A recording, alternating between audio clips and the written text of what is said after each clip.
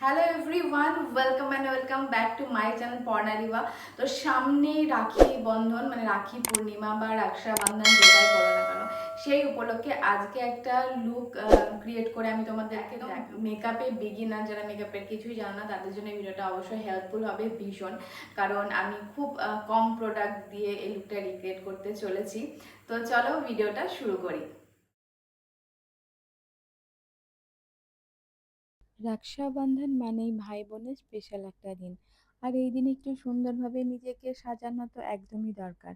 আজকের ভিডিওটা একদম বিগিনারদের জন্য, তাই সব স্টেপ খুব সহজ ভাষায় বোঝাবো। এই মেকআপটা করতে তোমাদের খুব বেশি মেকআপ প্রোডাক্টের প্রয়োজন নেই। তোমাদের কাছে যা মেকআপ প্রোডাক্ট আছে সেগুলো দিয়েই করতে পারবে।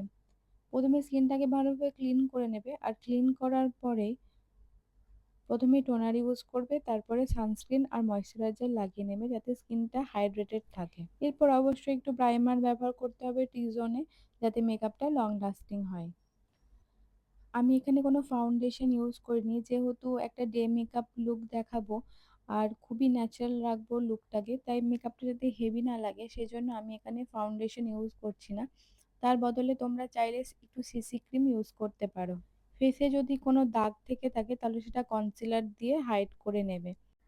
আর লুকটা যাতে খুব ন্যাচারাল আসে সেই জন্য ব্লাশারের ক্ষেত্রে আমি পাউডার ব্লাশার ব্যবহার না করে এখানে আমি লিকুইড ব্লাশার ব্যবহার করেছি। তোমরা যে কোনো ব্লাশার ইউজ করতে পারো যেটা তোমাদের কাছে অ্যাভেলেবল থাকবে।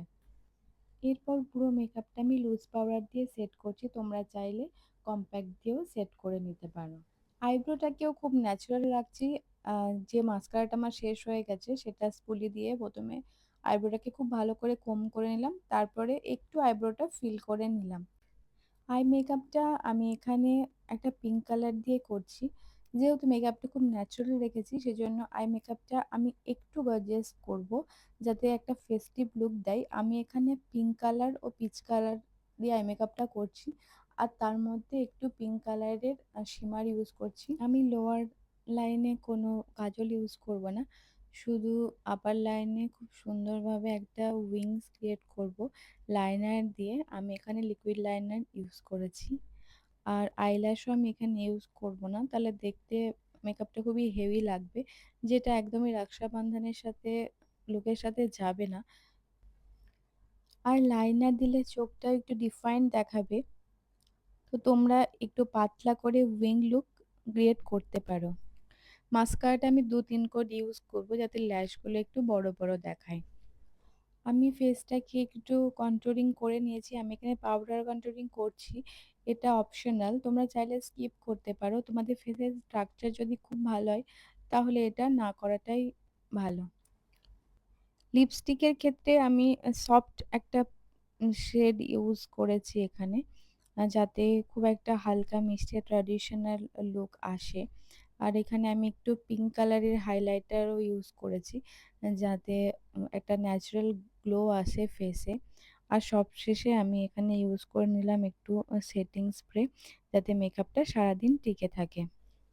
ব্যাস, খুব সিম্পল অ্যান্ড ইজি একটা মেকআপ টুটরিয়াল তোমাদের সাথে শেয়ার করলাম। তোমরা এই লুকটা সারাদিন ক্যারি করতে পারবে। আর খুবই সিম্পল একটা কুর্তির সাথে এই লুকটা খুব ভালো যাবে। যেহেতু ড্রেসটা আমার খুব সিম্পল ছিল, তাই আমি এখানে একটা হেভি ইয়াররিংস এখানে অ্যাড করেছি, যাতে লুকটা দেখতে আরো অ্যাট্রাকটিভ লাগে।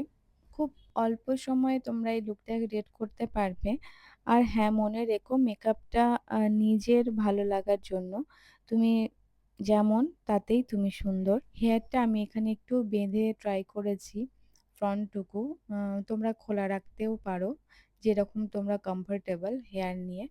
মেকআপ টিউটোরিয়ালটা কেমন লাগলো আর সেই সঙ্গে ওভারঅল লুকটা কেমন লাগলো সেটা আমাকে জানিও। আর চ্যানেলটা সাবস্ক্রাইব করা না থাকলে চ্যানেলটা কিন্তু আজকেই সাবস্ক্রাইব করে দিও।